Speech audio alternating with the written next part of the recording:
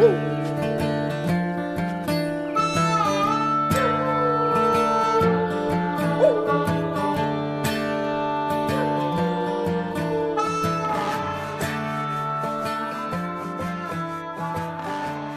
everybody, welcome to episode 57 of the Go Get Outside podcast. This is your host, Jason Milligan. Welcome back. Welcome aboard.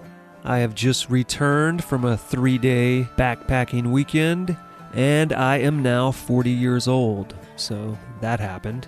And this wrist is coming along pretty nicely, so hopefully I'll be back to normal very soon. But enough about me. Let's get to today's show.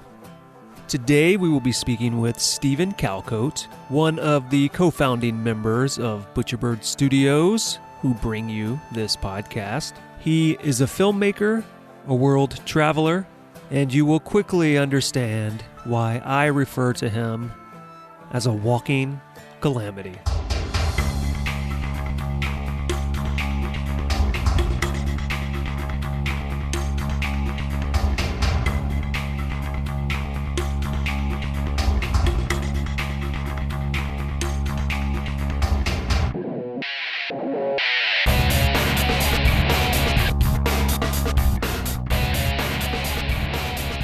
My name is Stephen Calcote, and I'm a filmmaker. I spent a lot of years trying to explain all the different things that I enjoy doing and being, but I find that most people want something to be able to just hang their hat on, put you in the box, and understand, oh, you're a filmmaker. Okay, I get what that is. As opposed to, I really love traveling and talking to people and learning their stories, writing and going outdoors and having adventures. No, just simplify it. I'm a filmmaker. And then if they want to know more, I can go from there. Yeah, so the reason that I thought it would make a lot of sense for you to be on this is specifically because of all the traveling that you do and have done, because you have kind of a unique approach to travel than a lot of people. But before we get to that, let's do the quick rundown, the historical story of little Stephen Calcote, and let's make sure not to pass over very important stories like perhaps your Othello experience before we get to the nitty-gritty of your travel. All right, if we're going to really record this for posterity, I will set the stage. I was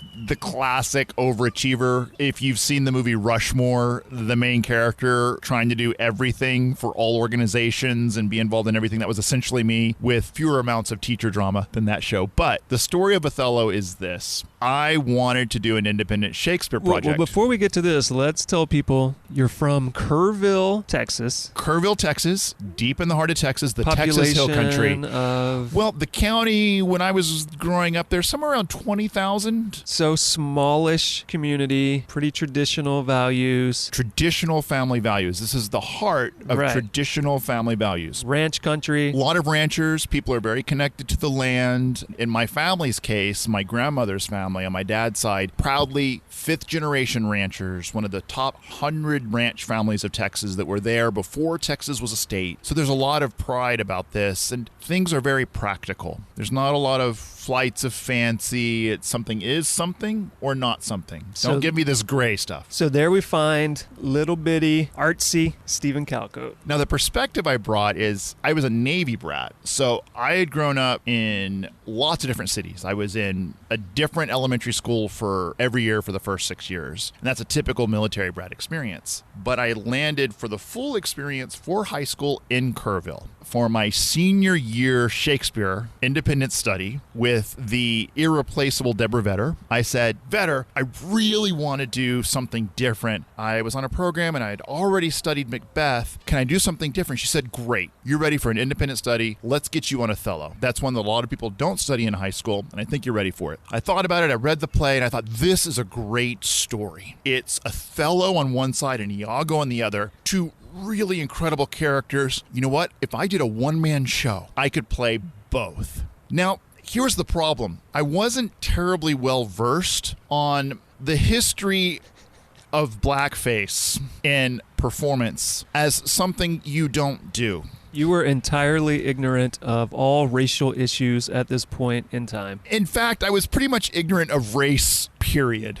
Because I had no world experience and the opposite of woke. Let's face it, I was asleep. I was in a coma. I was so unwoke. I thought, well, the best way to portray Othello was as he was meant to be seen. I'm going to get back to that in just a moment. I didn't want to just do a one-man performance of Othello. A 1 hour, one-man performance of Othello. I wanted to make it interactive. Now, I graduated high school in 1991, so the concept of interactivity was not as well known back then as we all know what it is today with the internet and Google and being able to click, link. The computer wants you to do something, you interact, you go to the next screen. That wasn't as comfortable an experience back then. This is before people even had email addresses unless they were on AOL or in the university environment. I mean, not even like 91, I didn't even have a concept of the internet yet. And most people didn't use computers as a matter of course. You were special back then if you used computers. So point is, interactivity was not a norm. It wasn't a baseline that people just assumed, oh, it's interactive. I know what that means. We're talking about the age of portable interactivity was crappy Tiger Electronics video games, 3 animated frames of a character, and then an alien that shot lasers, and you would just cycle between those. And state-of-the-art was still an Atari game console. I mean, that was like an old school... Well, it was a little better than that. Maybe 8-bit, 16-bit. Okay, fair enough. I wanted this experience to be something different. I wanted to get the audience involved. It was really ahead of its time. As ahead of my time as I was behind the times, all at once, in one glorious, enthusiastic, unaware package. So I took all the other parts of the play from my 1 hour condensed version, and I assigned them in highlighted printed scripts to people as they came in the door at random, because I really wanted people to be surprised that they were going to participate in this experience of Othello. And I'm sure they were all quite excited. Quite excited. I handed them a tape recorder. For those of you who are born after the year 2000, that was a mechanical device with a plastic cartridge and magnetic tape. Okay, you get the idea. Handed them a tape recorder with a pre-recorded set of lines. And then they had scripts with start and stop cues. And they would follow along as I was playing either Othello or Iago. And they were in a dark theater. That was the problem that I did not plan for. A dozen tape recorders, which I had carefully and passionately recorded in both the male and female lines. By the way, who performed those lines? Were they you? That was me. Okay, so you performed everyone. Everything. In classic Shakespeare tradition, male and female roles, right? So imagine, if you will, an audience with 50 people, 12 unfortunate souls have been handed tape recorders and highlighted scripts. The house lights are on. I've gotten somebody to run lights. I'm backstage where I've carefully applied the makeup that the audience is about to experience for the first time. The lights go down, and unbeknownst to me, everybody who had been desperately preparing and figuring out how to work the tape recorders now could no longer see the scripts. And this was before the time where people would just take out their cell phone to see. So now everyone is in darkness and everyone has lost their place. The curtain opens and I'm in profile to the audience. I decide to open with Iago. Random white dude, he's dead, from the past sometime, great. And then the big reveal. I spin around as Othello. And let's point out to everyone, all of these things you've done, you think you're a genius. I think that I have taken Shakespeare to another level. So the lights have come up and people are desperately trying to find their place in the script. The few who have actually found their place now lose their place again and stare in open-mouthed shock as I, completely unaware of the important cultural history and why this is so wrong, make my brilliant move. Othello, and half of my face is black. Right, you're painted like a yin-yang. I am painted like a yin-yang, only I am now in profile. So this small-town Texas community watches one of their quote-unquote best and brightest creatives unleash a performance in blackface. Now, this is so horrific from my perspective looking back on 1991. But at the time, I thought I should honor this African character by making sure my skin color is the same as his color. I've come a long way, Jason. I want to be very, very clear about this. But at the time, even this small, conservative, traditional values, South Texas community was truly horrified. So I want to take you there, though. Through the lights, what I saw was not a horrified audience, but an audience whose mouths had dropped open in awe of my genius. But it gets better from there, doesn't it? Yeah, so I go on, and I'm now really into it. Up comes the first cue. By a miracle, nobody has stopped the performance, which by all rights, for the good of community and values, should have been stopped. I think it was a little bit like pulling up to a car accident. Like, you should be helping, but you can't stop watching, right? Because it is such a bad wreck.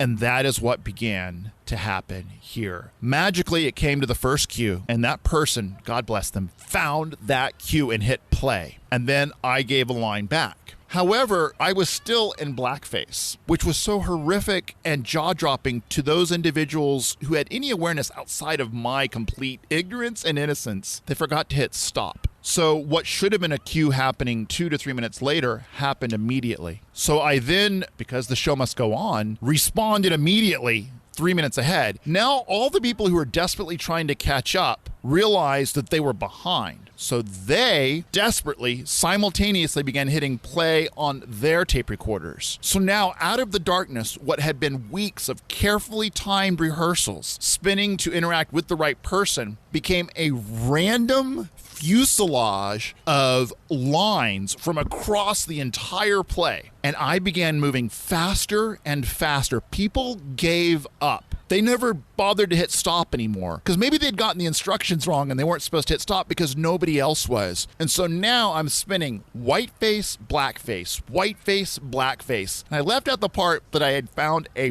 big military coat, an army surplus that was floor length.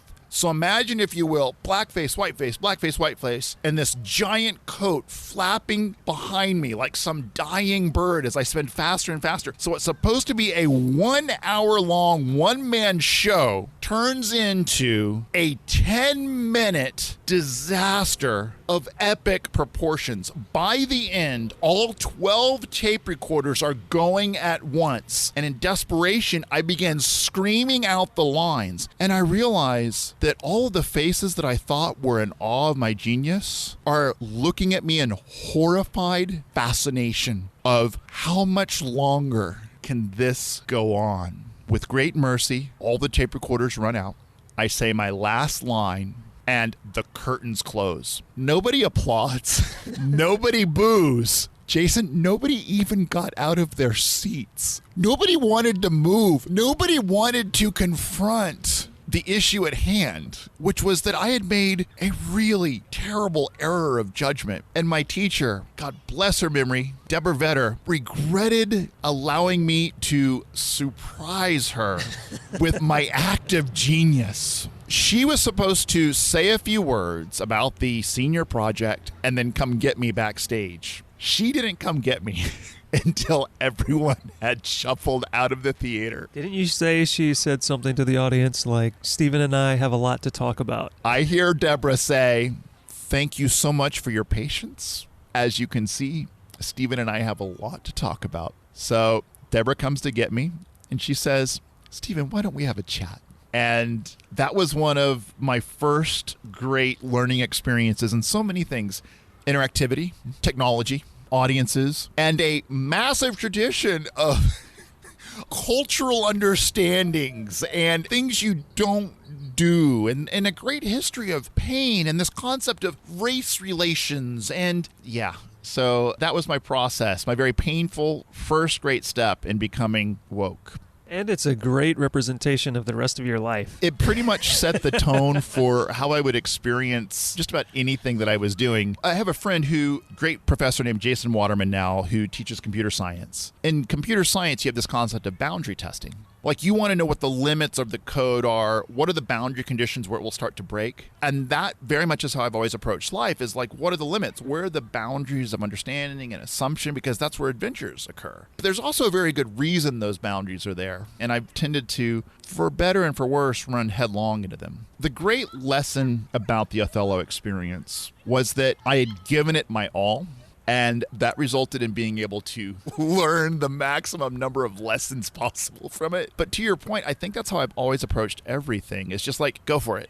Being aware that I may make some really bad mistakes, and not to do anything intentionally bad, because there was no part of me that was trying to make some strange prejudiced statement. It came from such this wonderful, logical place in my innocent, ignorant brain. But it was also a lesson that you have to really think carefully about the pitfalls in what you're doing. So now I try to find the pitfalls, and then I move forward and inevitably find new ones I never thought about. For everything, no matter what it is that you become involved with, you will immediately become enamored with that thing, throw yourself passionately and wholeheartedly into it, sometimes to great success and sometimes to great failure, but you will never half-ass anything. You will completely put your all into everything and then try to make it as interesting and as exciting as possible. But whether it be because of something you've done or some unforeseen outside force, some weird calamity will always weave its way in. And I think as you tell more stories throughout this show today, people are going to see these recurring themes of a really ambitious idea with some weird thread of calamity passing its way through it. Something I left out. Like somewhere along the lines, I forgot to pull on a thread, and then it really bit me in the ass. Yeah. And you have appeared on this show once before in the Go Gumbo episode at the end of season 2, like episode 40 something or another, where you tell a story about being in Mexico, getting hospitalized, and finding a donkey looking into your room. So if no one has heard that before, if anyone listening hasn't heard that before, you can go back and hear that episode. And if you have, don't worry, we're not going to tell that story today because there's a shit ton of other stories to choose from of equal excitement. The same life story at work there. I will give you one moment from literature that I think captures what I hope has been my spirit all along the way. And I had the great fortune, another friend who does great work as a teacher, Jonathan Schulman, invited me to Washington with a group of his students during Obama's first inauguration. Incredible experience. I was one of the mentors for a filmmaking project we did together, big class project. And I gave a speech to the students at the start of it. And I said, listen, I want to give you a philosophy I want to encourage all of you here to adopt. You won the golden ticket. You opened up the chocolate bar and you had the golden ticket. And for those of you who have been awake at any time the past few decades, you'll realize that's, of course, Charlie and the Chocolate Factory. And Charlie gets the golden ticket and he goes to the most amazing factory for chocolate and candy on the planet. But in a very real way, I think any of us, certainly in the Western world, who are born into the privilege of having a Western economy, not fighting for home, food, etc. I'm speaking in generalities here. You've already won the golden ticket. And that golden ticket allows you to experience life to its fullest. Ride all the rides. Talk to all of the ride attendants and everyone else you meet in the most amazing interactive theme park ever created, which is life. And so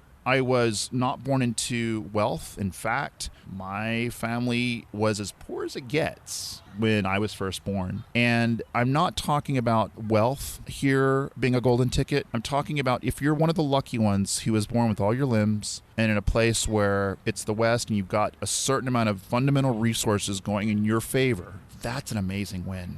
I've always tried to honor that if I have an opportunity to talk to everyone involved, like if I find myself on a train in China and Chinese is something I studied in college and I can speak to somebody I'm on the train with, I'm going to ask them about their lives. That's the golden ticket. I am there. I can talk to them. Anyway, so that's just a little bit of a general precursor on how I approach things and why. So like you were saying, you and I are similar in that we both grew up to teenage parents. That's right. In the South with limited means, and neither of us are still there now. We've both moved out west to seek other opportunities. So let's talk about that, because you grew up in the South, but you also got moved around a lot because you were a kid, a military brat. But eventually at some point you decided to take your life into your own hands once you became an adult. You moved away to Massachusetts, right? For college? I was a scholarship student at Tufts University. I got a free ride there, which is why I'm not paying off $100,000 in college debt. I sometimes joke being poor was one of the greatest advantages I brought to the college experience. But it was from a mindset, and this is also teachers encouraging. I knew there was a really big world out there, and if I made a little bit of effort, I was going to get to experience as much of it as I was willing to push for. And so going to school in Massachusetts was the first opportunity. I should mention as an aside, though, on the poor front, yes, it got me into college and it was helpful in getting scholarships, but this is a whole other show I think both you and I could talk about. I was not prepared for the culture of wealth that I came across. Being a stranger in a strange land was as much about dealing with people who all the things that I had struggled with, like trying to pay for books and food and all the other things, they had never experienced. So that was the first cultural understanding that I had to come to, is people at different economic means mixing for the first time. But also Grandma Hazy, this is my ranching grandmother who I've told you many stories about, she actually gave me a huge warning before I left for school. The cultural thing for her was completely different. She said, Stephen, you should understand something. Yankees do not think like we do. So you be careful. And this is one of thousands of helpful pieces of wisdom from Grandma Hazy. And she's right. Yankees don't think like people from the South or Texas do. But I learned to really celebrate that too. So yeah, Tufts was the first step. And it was a completely different environment. The Northeast, my dad had never been stationed there before. So it was a completely new way of thinking, dealing with winter. It was my first snowfall I'd ever experienced. That was the gateway to being exposed to people from all over the world who had come together from one place. Because a lot of people don't realize during the school year, 1 in 4 people in Boston is a student, and they are from every country and every state and from every means possible. So just by being willing to make new friends, now if you're looking at it like an internet connection diagram, that's like the first time that all the hyperlinks started going out all over the place. So you grew up in this community that had great benefits and was closely knit, like a very particular culture that was kind of imbued in you. Then you were introduced to something drastically different than that. I'm sure there were areas that were parallel and similar, and I find that as different as people are all over the world, they're very much the same in a lot of ways. But when did that spark in you appear that really made you want to start experiencing as much as you could? Because we're going to talk about it soon, but you decided to move to China. You now live in the Western U.S. You like to travel to other countries that are as different from where you live as you can, and you like to try to remove yourself from, say, the urban areas or the areas full of tourists and try to find an experience that's different than what you've experienced in your life. So what led you to that? I think there's an essential currency in life, and that currency is a unit I would call story.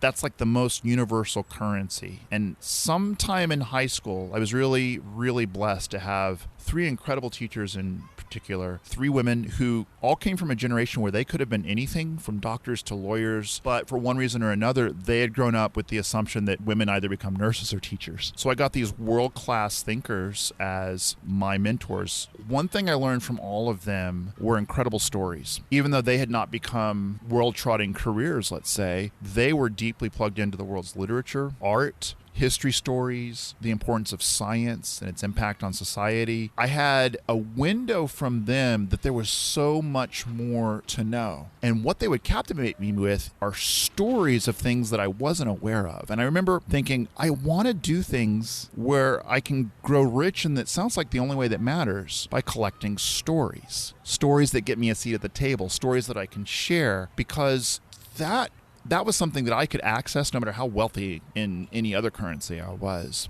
That little thread began to pull, and I realized if I wanted to have stories that not everyone knew, I was going to have to do things that not everyone knew.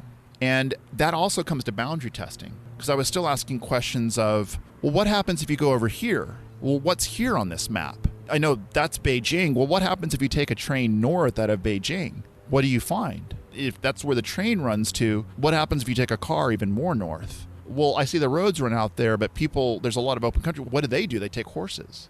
In a way, that power of the story became this real gravitational pull. And I just began to say, okay, where can I go that hasn't already been experienced? And I'll tell you, it's with somewhat heavy heart, even though I've been one of the people to connect it because of my time in internet companies and all the things I've touched. And as a filmmaker, I've tried to close the gap between people. But as the internet has grown up since you and I left college, and the internet is now assumed, and we can see anywhere at any time live, part of me finds a little chagrin there, Jason, because it's becoming harder and harder to have truly new experiences that not everyone can just tap into. It's becoming harder and harder to tell unique stories that nobody's found before.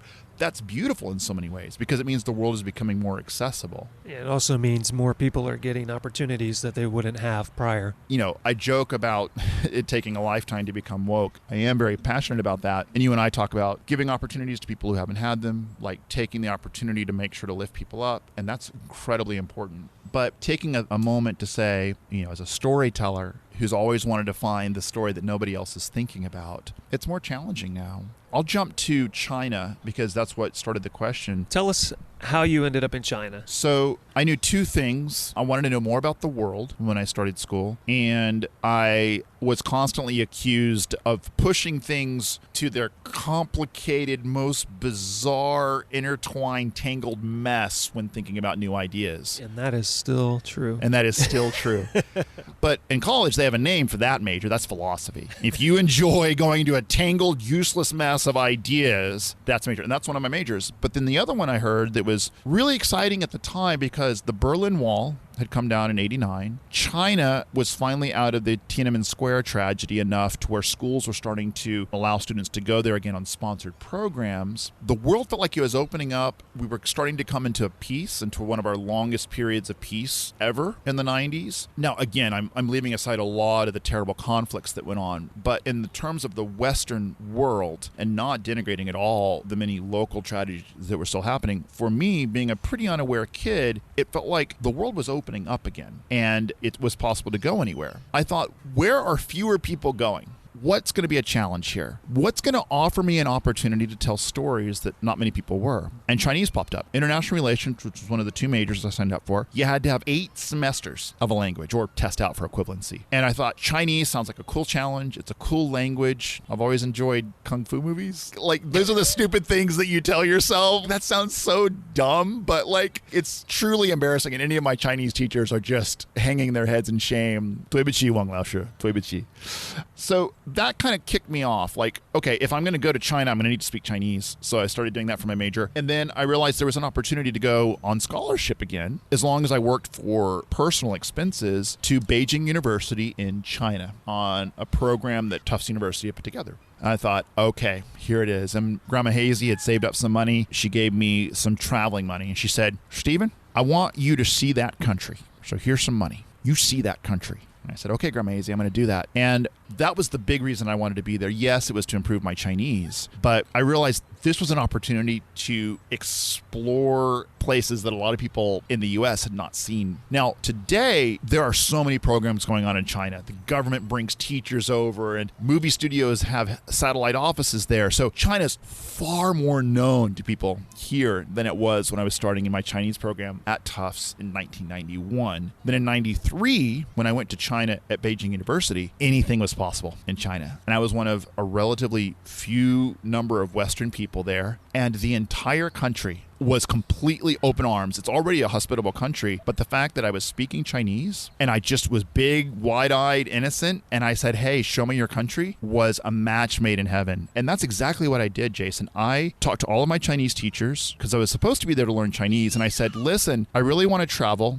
And because it was still very communist China at that point, I thought I made a really good case. I said, okay, tell you what, I want to learn from the people. And as soon as I said, I want to learn from the people, my communist Chinese teachers, like, their eyes open, they got a little watery-eyed, and they said, all right, if you go and learn from the people, just make sure you come back for the tests. And that's what I did. I would travel for weeks at a time. And to give you an idea of how very cheaply I was living, I lived on rice, vegetables. There weren't a lot of restaurants or facilities or services for people. So for that semester, I would just go to the train station with my little backpack. For that 4 months in China, I had $250 in spending money.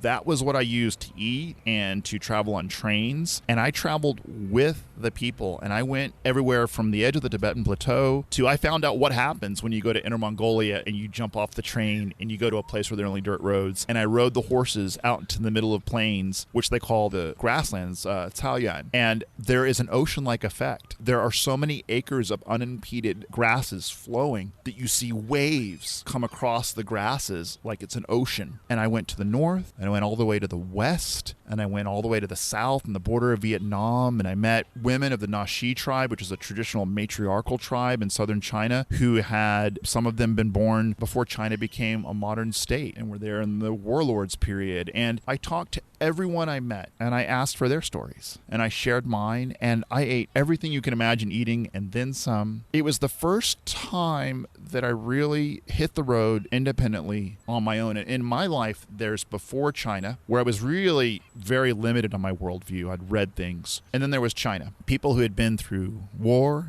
and famine. A majority had either been sent down to the countryside during the worst mal years and had to do manual labor, or they knew somebody who had. It was a people who had been touched by famine and giga-deaths and the most amazing cultural and historical change, who still had the greatest enthusiasm for the world. And I was from the West, and they wanted to know about my life. They wanted to tell me about theirs. To this day, I'm really proud of this, Jason. I thought this was a really stupid thing to do, because people say you're not supposed to hitchhike, and I wouldn't recommend doing this. But I didn't have any money, and there weren't any officially sanctioned ways to get to certain places out as I was going west in China. So hitchhiking wasn't working, putting out my thumb. These big coal trucks were just driving by, and I finally just stood waving my hands in front of the coal trucks, because the coal trucks would go all over China. And finally, one coal truck stopped, and I spent almost a week with this coal truck driver doing his coal truck run all over the West on roads that weren't technically open to foreigners.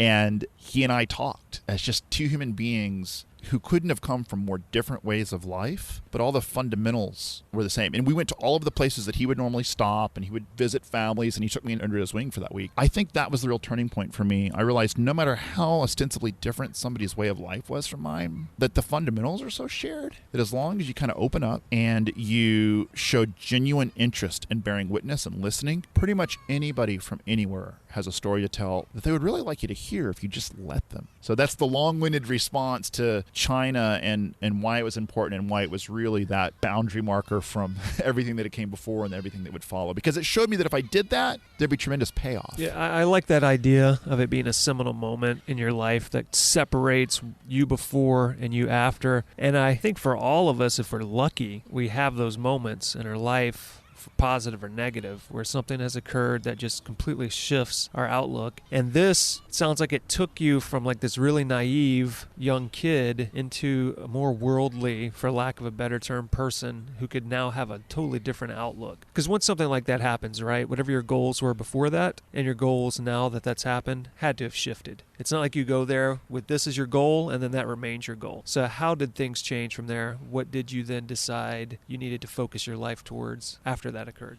I would like to tell you that I went wholeheartedly into the career that I've embraced today. I would give this as not a warning, that's too strong a word, but I would say this is a check you need to make with yourself, especially if you're a young person and you're listening to this conversation. There's what you think you should do and what you love doing. And China, that first time in 1993, told me beyond a doubt that I needed to do something where I would travel and tell and share stories. But I was also getting a degree in philosophy and in international relations at one of the world's top schools to send people into international law and diplomacy. My grandmother had saved up and helped me with books in college. My mom had sacrificed. All these teachers had sacrificed. And I had this sense that I had to do something that was traditionally important. And here's the dumbest thing, hopefully the dumbest thing that I'll tell you in this whole conversation. Unlikely. I thought that anything that I was enjoying that much had to be suspicious or wrong. And that's the thing where I would say maybe to check yourself. Frivolous or self-indulgent. Because all this ranching family, all of my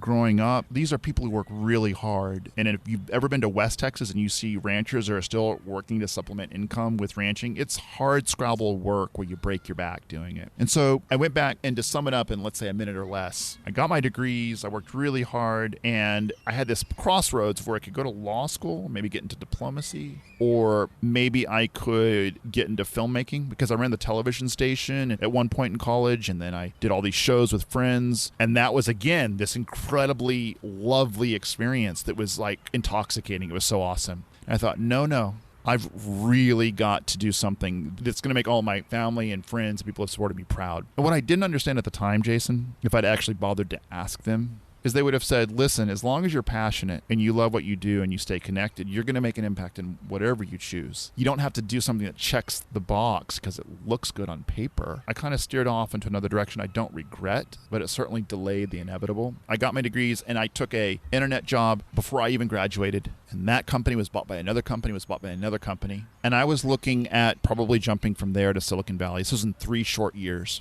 The possibility of an obscene amount of wealth became very possible. It was right there around the corner because I'd always been a tech geek and I could talk the talk, and I'd grown up on science fiction, and I had the degree and the language that I could basically decide to be rich by any reasonable definition by the time I was 30 if I just kept doing this path. And I was living on internet time, which for anybody who was an internet one, which is basically 93 forward, because the World Wide Web was still a toddler at that point, and people started to see the writing on the wall, and if you could talk about it. And I'd had internet for all 4 years, and I went down this technical journey of just finding out that I could tell a good story about technology as well, and people needed that. And then one day I woke up 3 years into this journey, and I was starting to go to conferences and talk at conferences, and I was this young whiz kid. And that is really ridiculous because I know all these brilliant engineers. They were the whiz kids. I could just talk the good talk and understand and kind of connect. The best I ever was a great ombudsman between the really smart engineers and the people who had money. And then I woke up one morning and I realized I hated what I was doing.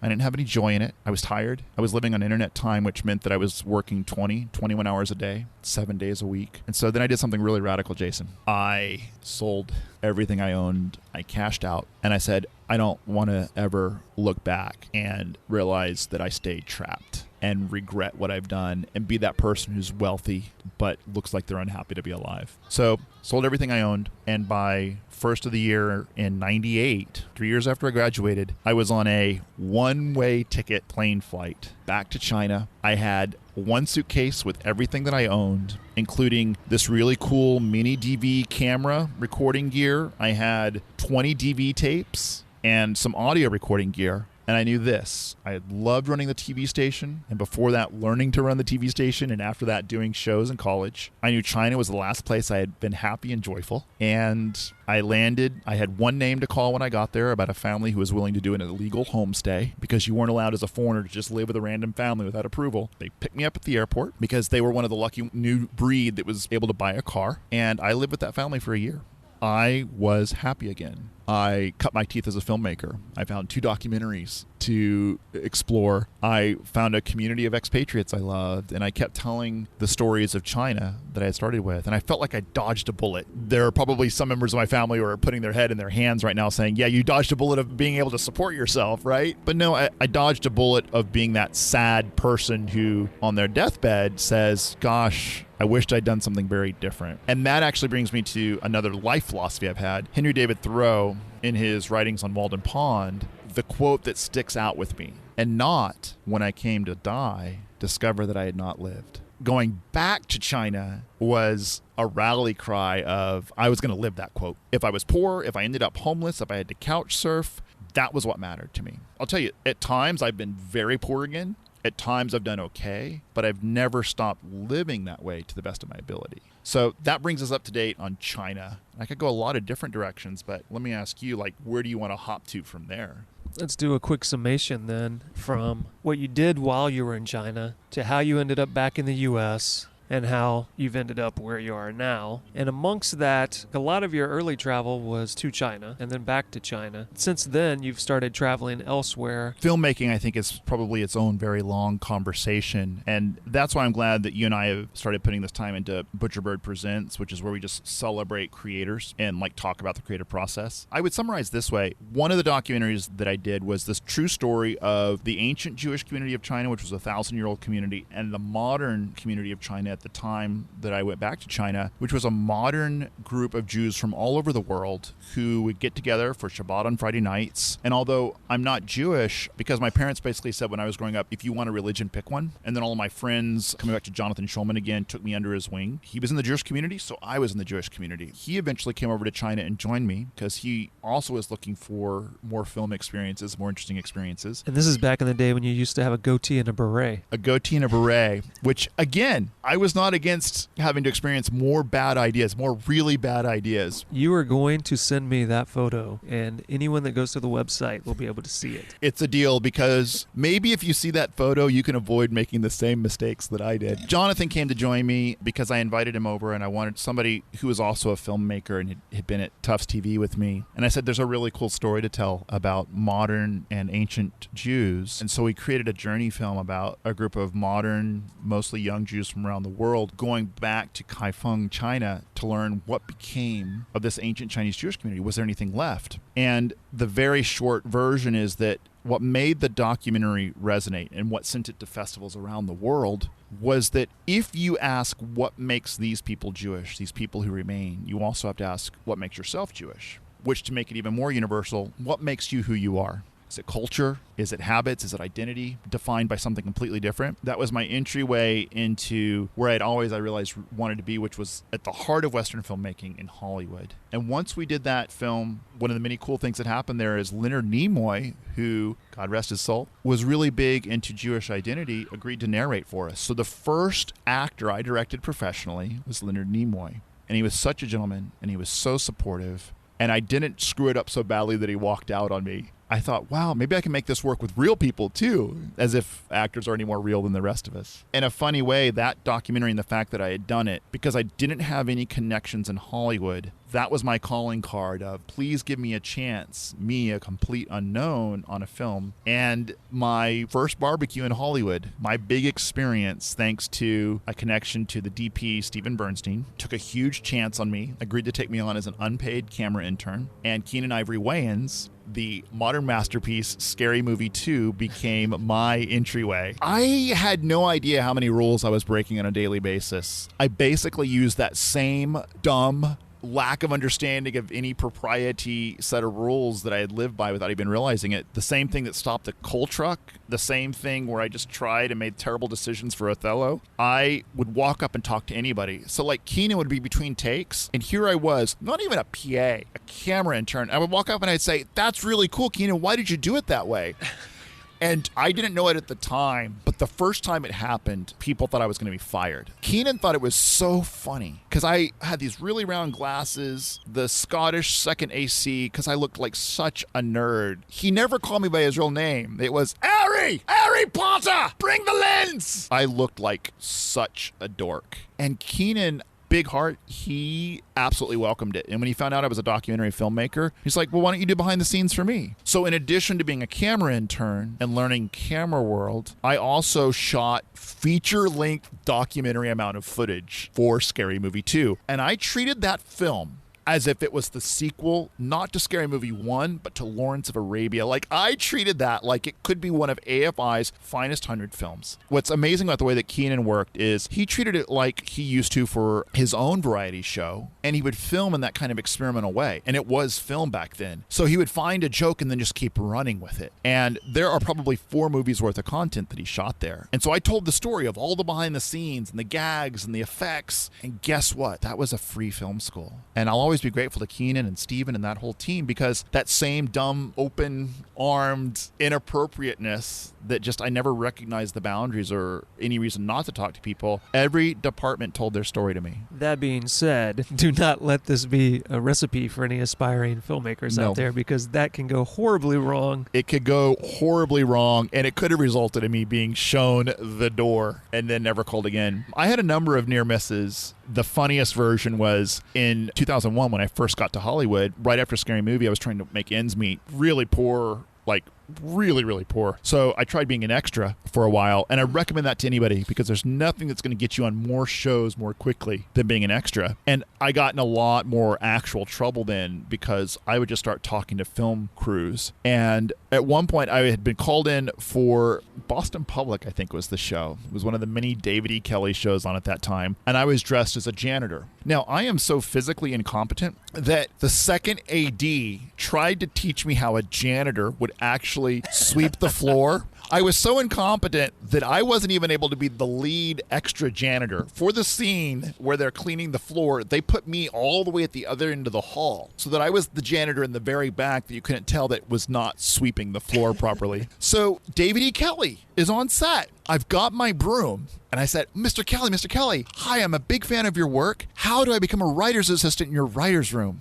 The only thing that saved me, Jason, is he basically gave me a polite answer, got into his car, went to the gate, and then said, we need to make sure that everyone's aware that during my working process, the janitorial staff should not be asking me for opportunities. It's a little weird. He didn't realize that I was actually an extra. It's because he didn't see you sweep. He would have known immediately. Sweep. So all that saved me is my janitorial incompetence, and they were never able to find this janitor that had bothered David shit! Achilles. You've just revealed it to the world. Although now I might be retroactively thrown off that set. So yes, it can go wrong, Jason. But what I will say is true in our community. It's true for us as filmmakers when we have people who are starting out. Is more than a lot of industries I've been exposed to, there's kind of a guild apprenticeship mindset. And if you go in with a filmmaking opportunity in appropriate places, mind you, ask for questions and ask for, hey, I'd love to know why you did that. It will generally result in some really wonderful educational answers. So that kicked off the filmmaking career. And then this was the key. Wonderful producers, Tony Mark and Sue Jett. After that, it was decided that I was too dangerous to be let loose on set as a filmmaker. And they brought me on and trained me on being a producer. So I started as a producer's assistant with them. And they took me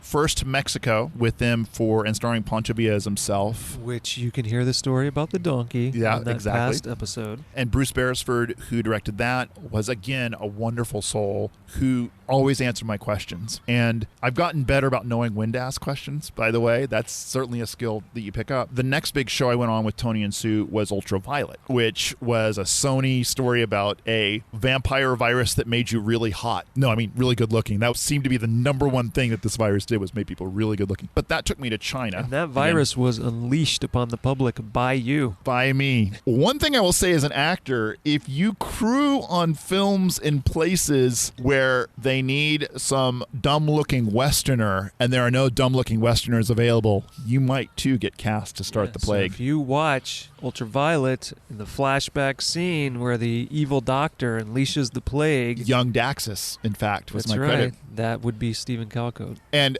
believe me, the incompetence that led to him cutting himself on the glass slide was not in any way an act. I brought up those two for this very important reason. Since I started traveling, I've always tried to find a way to tack a traveling experience on to whatever gives me the opportunity. So in Mexico, I went traveling independently. And unlike with Chinese, I am not a Spanish speaker. I had really bad ranch Spanish and just a willingness to sound really dumb, which, by the way, gets you really far in most cultures. If you just speak the language badly and realize you're going to sound terrible, but just give it a try, that generally gets you a lot of help. It was very entertaining when Stephen and I were shooting something in Costa Rica a year or two ago, hearing you constantly, Corto, Corte, whatever the hell you were yelling instead of just saying cut. But again, I want to get as close as possible. By the way, if you let go, dear listeners, if you let go of the need to sound and look competent all the time, you actually make a lot of progress.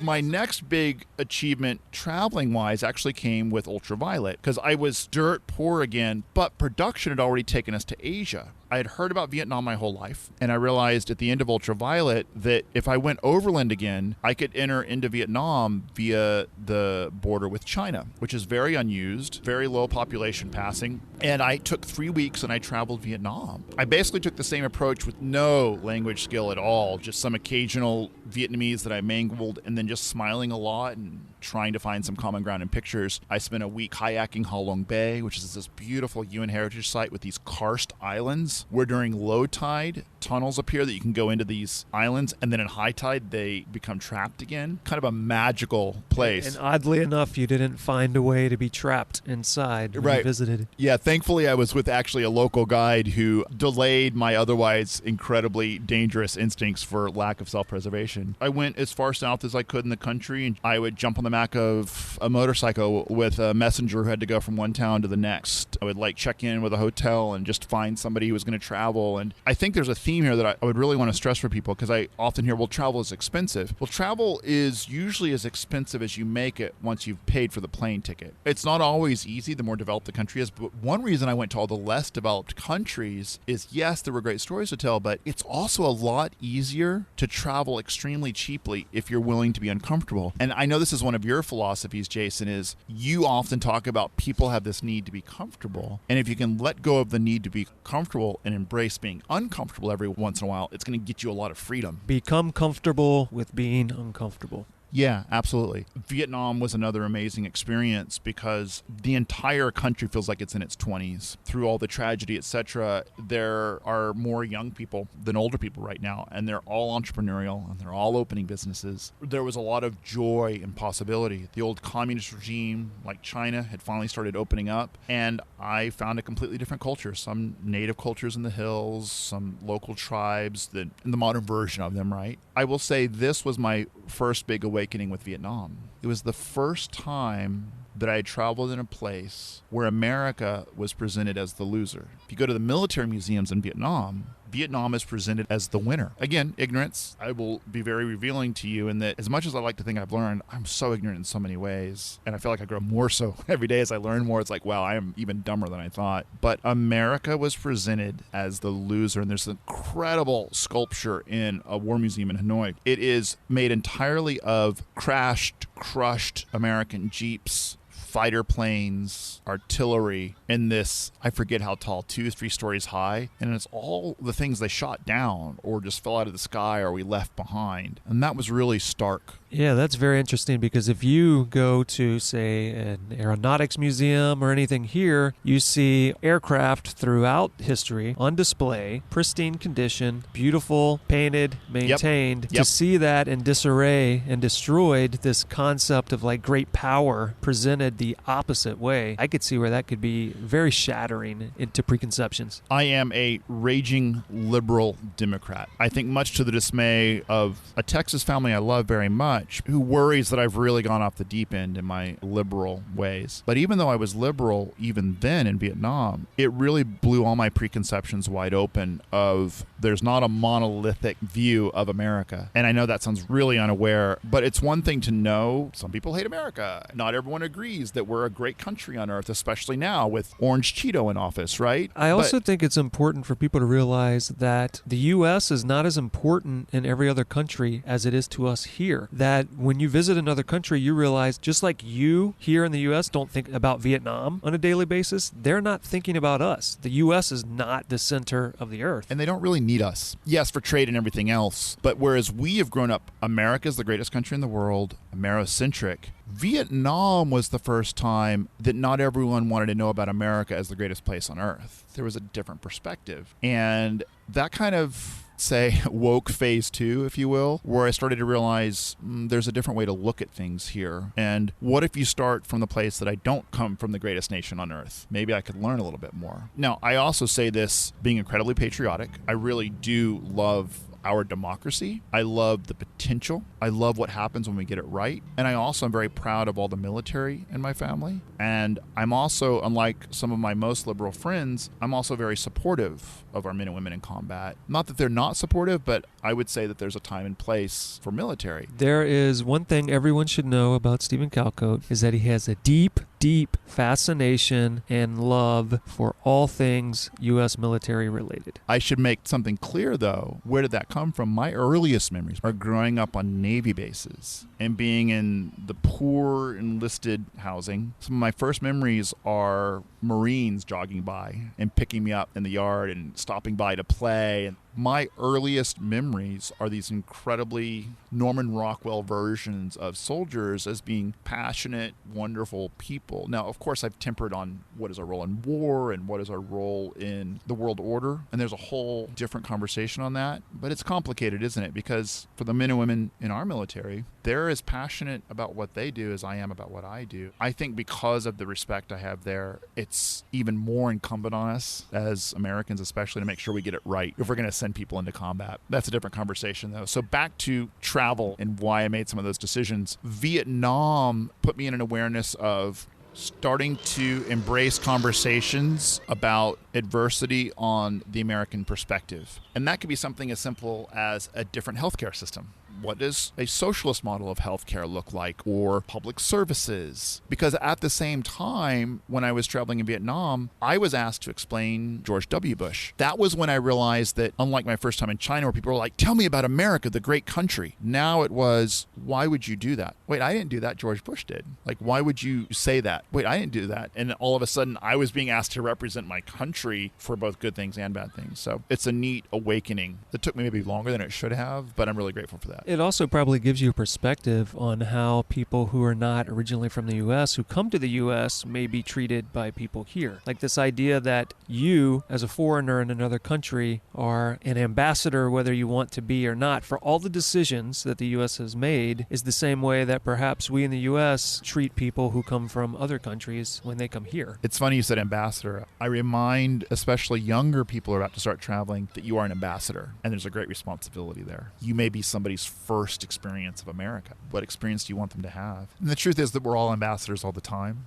for how we convey ourselves, even in the U.S., what we find important. I will say that as time went on for traveling, I realized that I was being a little bit more conservative. I don't mean it's a political philosophy, but I had stopped traveling the way I had first traveled in China. I was at a point traveling with a lot of gear, and I started to strip it down again because I realized that having too much gear was a barrier. And what was great, I didn't have a choice when I was first in China. It was a backpack with some changes of clothing. And so that's the big thing that's changed for me, is trying to get back to that philosophy. Yeah, that's something I always recommend to people, is bring a backpack. Ideally a backpack that can be a carry-on on the flight. Not a backpack that is huge and you have to check and you don't want to wear all day. Bring a backpack you can carry on, and if it doesn't fit in that backpack, ask yourself whether you really need it, because as soon as you're dragging a piece of luggage behind you, you are limiting every single thing you can do in the place you're visiting. And you're a tourist at that point. Right. You can't suddenly say, let's hop on a bus and go to a new city, because you need to bring luggage with you, and the first thing you need to do is figure out what to do with that luggage. If you don't have luggage, if all you have is a backpack, you hop on a bus, you go somewhere different, you'll figure out where to stay later, but you can do whatever you want to do immediately as soon as you get off that bus. You know, there's so many stories I could tell you,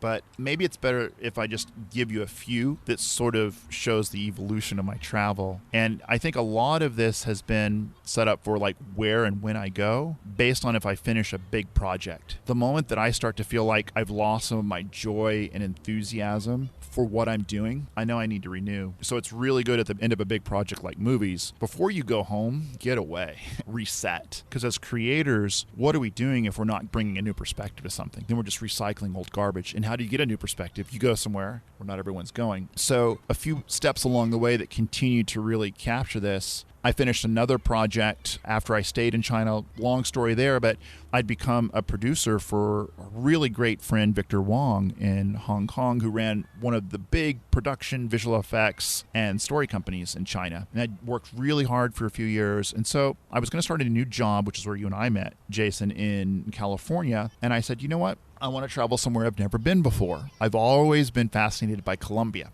I had read about it. The country was safe again for the first time. This is back in 07, 08. It had seen a real decrease in narco-terrorism incidents. And I thought, this country's opening up again. It's pretty safe. Let me go see what I can see, because I know that a lot of tourists haven't been there in a while. And again, that's a recurring theme for me, is not go where absolutely everyone has been and you've seen 1,000 photos posted every week about. Go to the place that hasn't posted photos recently. So it was funny. I land in the airport, and the big new tourism campaign at that time was Colombia. The only danger is you won't want to leave, which of course was begging for parody. Another incredible experience, lovely people, open arms, and I traveled the same way that I always had. I think this captures the whole thing. There was a little river delta that was accessible from Cartagena, and I made my way to that, and I had read that there were fishermen who would work that little delta that drains out. Again, ignorance. I didn't realize there was a large African descendant population in Colombia as well. It's funny, you hear me stumbling because we've been raised most recently to say African American when we mean black. And so I find myself stumbling. It's not African. Is it African Colombian? Is it African descendant? And I don't say this in any critical way, but just recognizing for a moment that my passion about getting it right when it comes to discussion about race and culture continues. And I know that I'm not always going to get it right, but these were black Colombians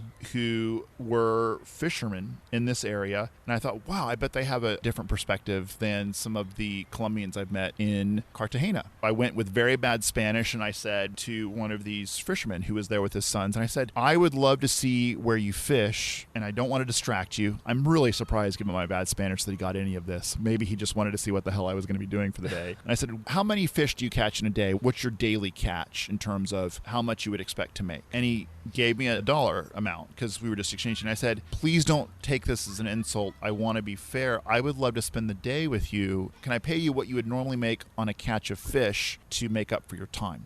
Nobody had ever asked him that before. He wasn't part of the tourism scene. And he laughed and he asked his boys who were there with him to fish for the day. They were like, yeah, sure. This sounds great. And that's what I did, Jason. I paid him for what his normal daily fish catch would be. I had brought food and water and we spent the day together. Them with just tiny bits of English, me with broken Spanish. And I tell you, I spent more time laughing on that day and pointing out things and birds and really broken stories than I would with an average English-speaking experience as a tourist anywhere in the world. When they realized that I truly was curious about what was interesting for them, that's what we did. We would go into these little overgrown swampy areas and they would point out birds and insects. At one point I got excited and I jumped out of the boat and they all started yelling at me and I realized it was this quick mud that began pulling me under and they pulled me back into their boat. There's no real point to that story other than if you challenge what the accepted thing to do as a tourist is in a country, and you take that golden ticket philosophy of absolutely anyone doing anything has a potential to become your great adventure. I don't mean that in a using way. I mean that in an open arm, let me understand who you are. I honestly don't know if I did the right thing, Jason. Was it the right thing to offer them the price of the catch to spend the day with them? I don't know. I don't know what the recommended way to do that was. I did know I didn't want to take anything, and I wanted to at least match. And then I gave a thank you and I gave a tip that was equal to that amount again, which was so ridiculously incredibly reasonable. Again, I don't know if that was the right thing. I think a lot of people would argue about what was the fair price there. I will say this, I didn't have a lot of money at the time and I was traveling very modestly. I think that we all got things out of it. We shared food together. There's a very funny picture where the fisherman's sons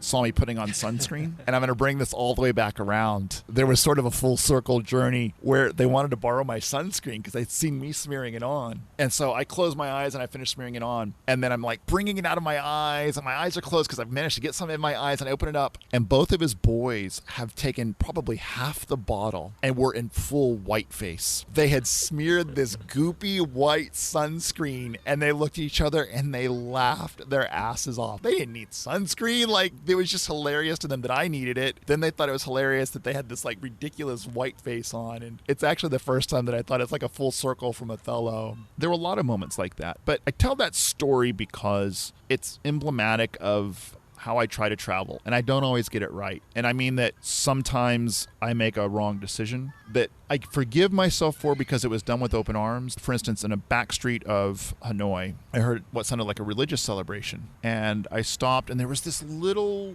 group that looked like they were worshiping something and they were singing together, and I stopped and I very politely smiled, and this woman came out and started slapping me around the shoulders and chest, and I said sorry, and one of the men who was in there brought out a bag of like crisps, like snack chips, and gave them to me. And I said, no, I wasn't here to... And then he said, no, take it. I'm sorry. And I still don't know what that cultural exchange was. I don't know if they wondered if I was begging for food. But the reason I try to forgive myself for that is I tried to go and like, I would love to hear your ceremony and your singing, and I'm going to sit politely here. That's very rare, Jason, that has been the result. That's probably one of the most extreme examples where I got it wrong, because so often people just appreciate that here you are, you're an alien in this culture and you just want to learn more. So anyway, that's where I would say most of my recent travel since then has been that Colombia experience for one reason or another.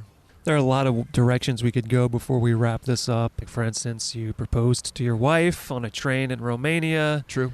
And you've traveled to various other places, but stories that I've heard before that I think would be nice to end with, and you can choose to tell these in whichever order you think makes the most sense. I forget where you were traveling, but there's one you told me about when you collapsed in the woods. Do you know the one I'm talking about? Is this the Patagonia story? No. This is a story where you collapsed in the woods and awoke in someone's house. Oh, that actually is...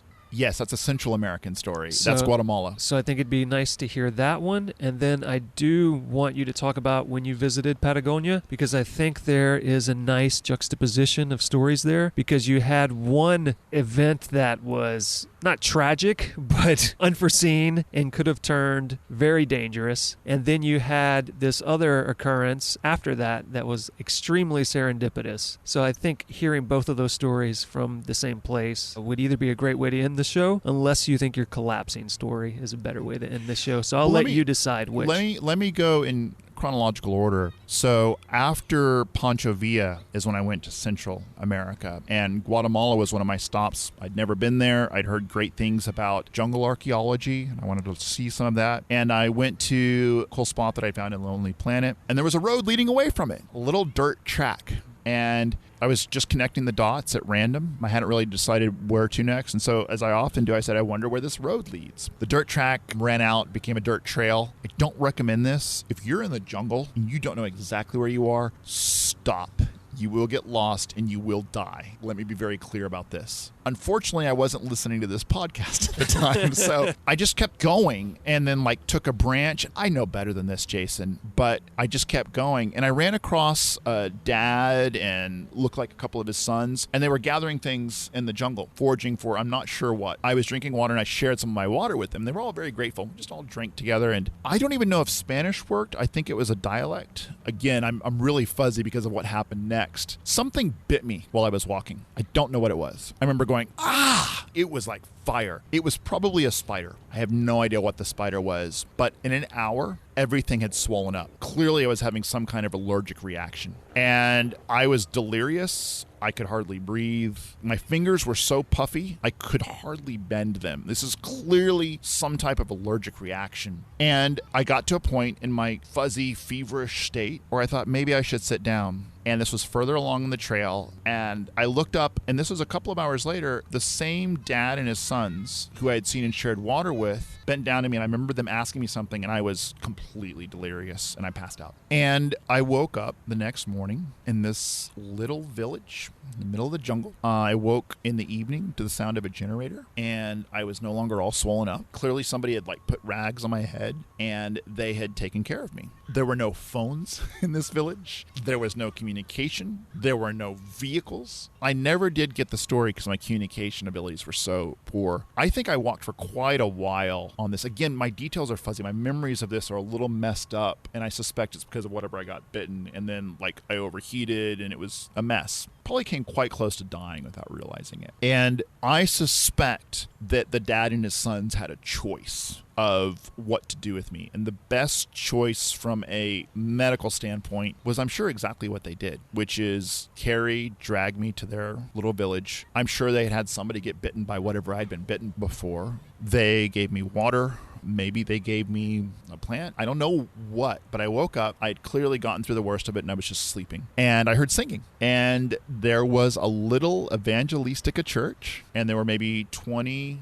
local farmers, travelers in the area. They all waved to me when I came in, and I just had my jungle clothes, and I sat in the back. I was there for an hour-long service, and the same dad and two sons I'd shared water with had me sit with them, and everyone they were in the most worn out clothing. They had clearly were living in the jungle and sweating through clothing every day. But this was a set of clothing you would see in a church, and everybody had their nice clothing on. It was a surreal scene. And the lights in the little church were powered by a generator. And I sat down and I went through the service, got another night's sleep. And next morning I walked out with the dad and his sons for hours, and we ended up hitting a road, and I talked to one of the drivers. It was just a delivery driver of some kind, and he gave me a ride back into town, and that was that. I will wholeheartedly tell you that is a really bad way to push the limits, Jason, because I went off track. I didn't have a map, and I let my curiosity get the better of me.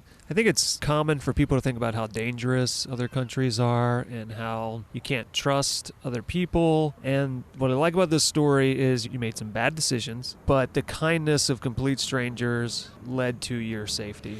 They took care of you. They didn't know you. They couldn't communicate with you, but they knew they didn't want to just leave some dude dead in the jungle. And so they took you to their town and took care of you. And I think that is a great image for people to have in their heads for what other people can be like. And I tell you, Jason, what I have seen, that's the norm. That is still the norm today. It's still the norm from everything I've seen. I mean, you don't want to be an idiot and be an undue burden on people. And I know it can be different for women traveling alone. There's a reason that it's probably a better idea if you travel together or with a group. And you might think it's a dangerous world out there, but what I have seen personally is that more often than not, people want to share their stories. They want to be appreciated. And as humans, they want to help other humans. It's a universal. I'll make the last little story here a short version of my Patagonia adventure. I had read about this beautiful eco lodge in the Chacabuco Valley that Doug Tompkins had started. Again, God rest his soul. This was a few years ago now that I did this. He had made it a goal in the heart of Patagonia to have a sustainable eco lodge. If you read about Doug, you will see that he devoted a good deal of his life following his time at North Face into preserving Patagonia for future generations.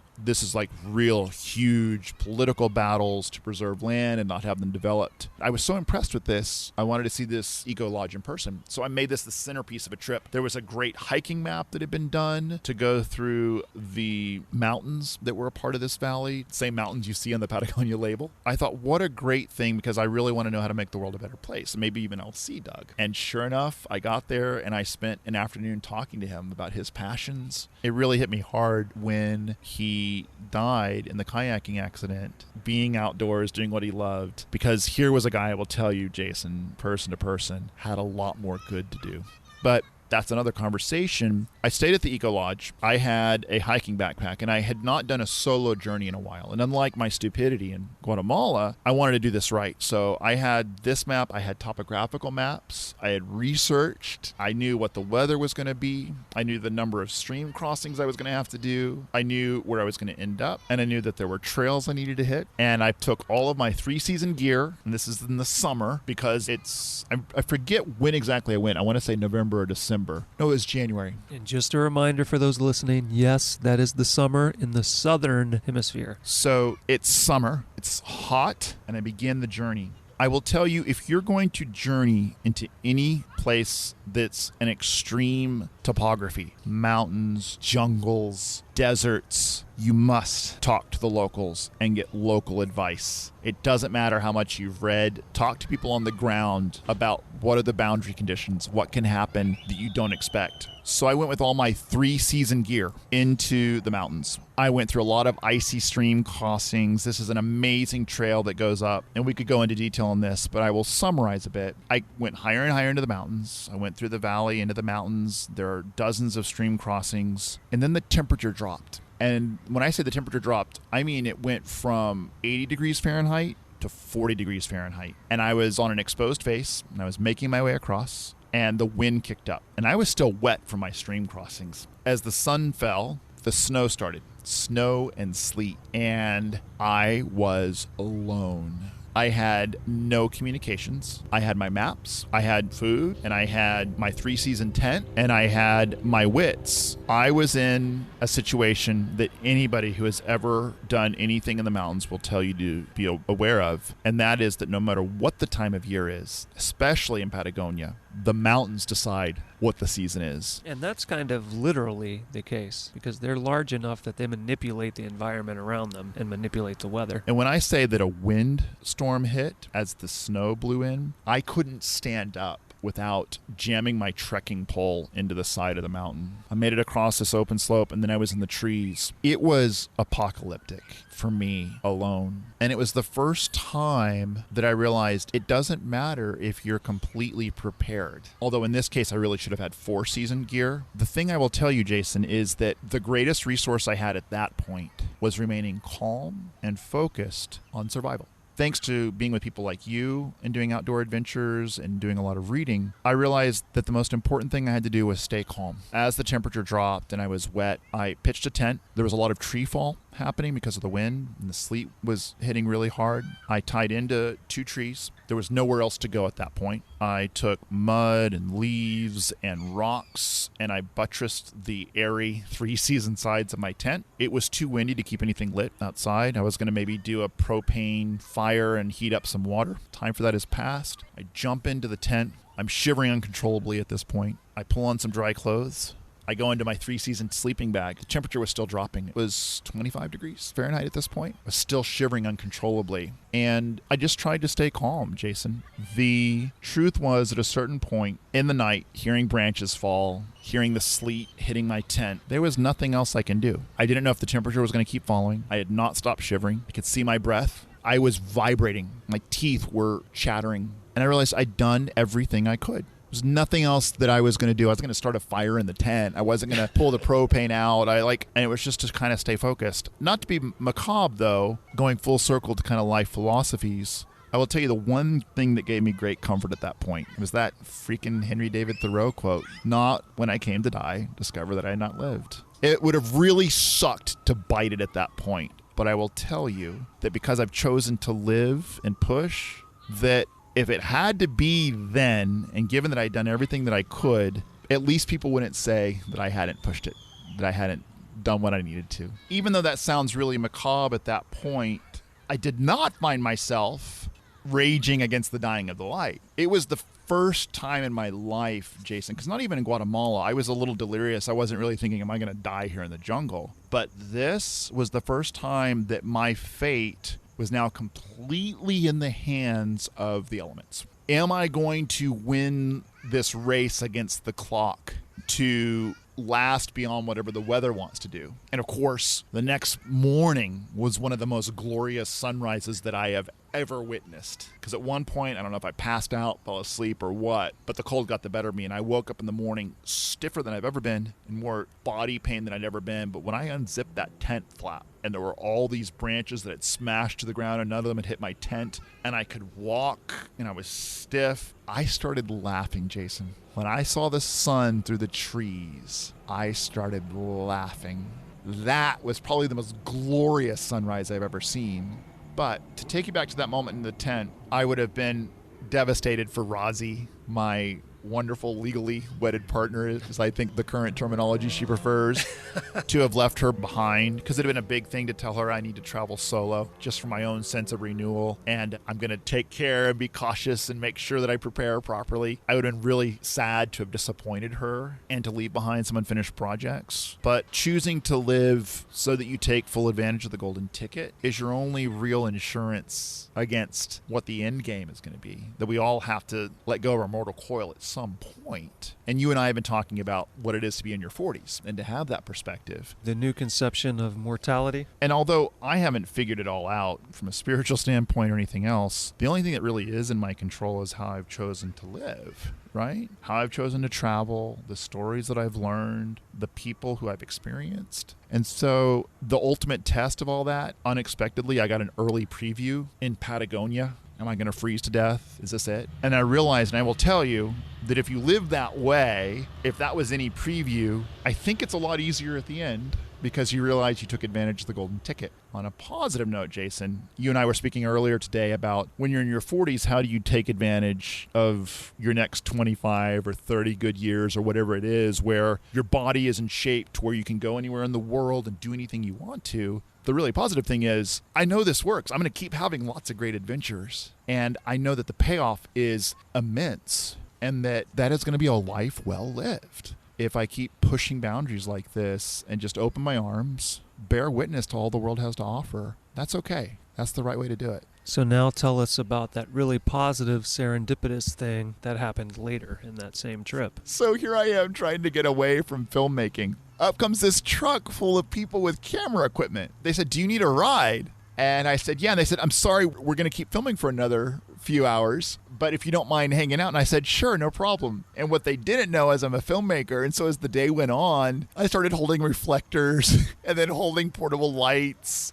and then helping them with the camera. And then they realized, wait, who is this guy that we picked up? And so it was full circle. Even though I'd gone to get away from filmmaking and get a fresh perspective, I ended up helping out with a team who was doing a commercial for Patagonia Clothing Company. So that was a pretty cool, serendipitous, full circle giving back to them. Yeah, and weren't they also shooting a short documentary about ultra running or trail running? That's exactly right. Yeah. They were actually celebrating people who were pushing the limits. Since then, what's really cool, I got to say, Jason, is that the Get Outside podcast is absolutely an extension of that celebration. And so I'm really honored that you asked me on today to share stories. And I just want to make sure you keep it up. Keep bearing witness. I probably made fun of you a lot less than you expected. Yeah, exactly. I'm going to have you wear headphones and talk into a mic when you address me more often. I think it's a great place to be in. But no, seriously, thank you for asking. So let's wrap it up by you giving us a little preview of what to expect from you in the future, and then places online that people should go to keep up with Stephen Calcote. You and I are going all in, as usual, on the company that we run with our partners, Butcherbird Studios, where we've dedicated ourselves to telling great stories, whether fiction or nonfiction, based on whether we need clients to help us pay the bills and get the funds to keep having adventures. So butcherbirdstudios.com is the absolute very best way to keep up. It's funny, I didn't ever look at it in this context, but the project I'm most passionate about right now is a really cool sci-fi piece. At its heart is the DNA of the travel I've always done and the people I've always met, where the spirit is, no matter what, you keep moving forward. There's always a solution. There's always a way we can solve this. And right now, there's nowhere anyone can go to learn about that, but when that changes, I will let people know where they can go to find out more about it. So anywhere else online you want to send people, anywhere that you communicate with people,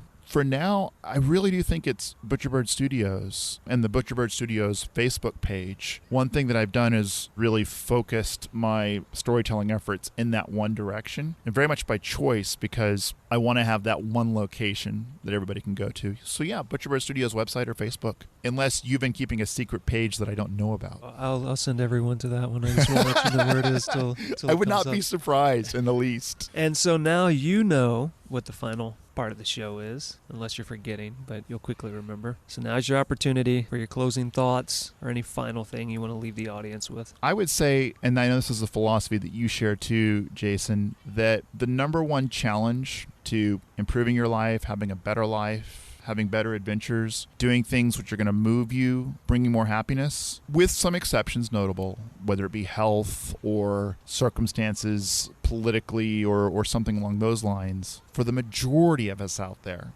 who want to have a better life, I'm not talking about owning yachts or suddenly needing to not work anymore, but just improving your life. It's really a mindset change. And if you're listening to this or any of the episodes from Jason, I will tell you I've witnessed it 100 times, if not 1,000 times. Somebody saying, I want something better is the first step. And it doesn't need to be big. It can be, I know there's a city park near me and I've never seen it before. Let's go check it out. There's a hiking trail. Oh, I can only hike a mile. I don't have any endurance. Then hike that mile. I can only hike 100 yards. Then go 100 yards into that park and just get started. I had stopped running and I'd lost all my endurance, and I just started running again this summer, and 2 miles was a complete bummer. I've just kept at it. I started as small and simple as I could, and then on Friday night I ran 10 miles and I realized that I want to keep going until I run a half marathon. But it doesn't even need to be that big. It can be as simple as, this is the number one thing I will leave you with. No matter where you are in the United States or the world, there is somebody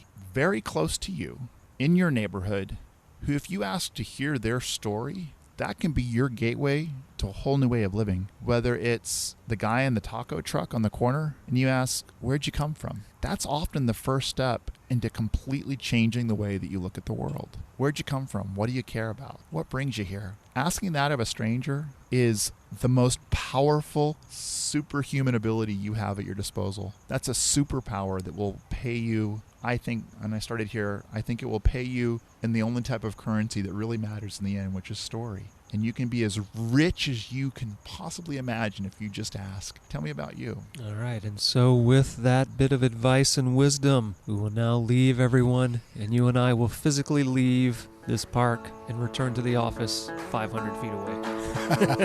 Thank you, Jason. Thank you, dude.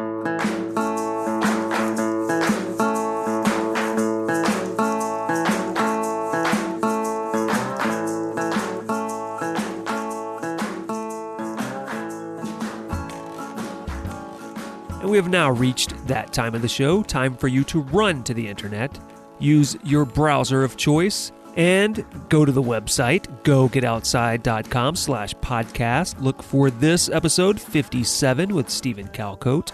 and there you will find a number of photographs of Stephen's past adventures, as well as links to butcherbirdstudios.com and our Facebook page. But that is not all, explorers of the internet. If you'd like to send us a message here at the show, you can do that at go@butcherbirdstudios.com, or you can give us a call, 818-925-0106. And while you're at it, if you would do me a great personal favor, please go to your podcast purveyor of choice, subscribe to the show, rate the show, review the show, and share the show with someone who you think might like it. I'd like to give another thanks to Griffin Davis for editing this episode and future episodes. Next time on the show, we will be speaking with Danielle and Brian Monroy, a married couple, parents, and two super active canyoneers and super contributors to the canyoneering community. And for those that already are familiar with Danielle and Brian Monroy, do not worry, we will discuss why Danielle Monroy hates blue webbing. Come back November 16th, the Monroys. See you then.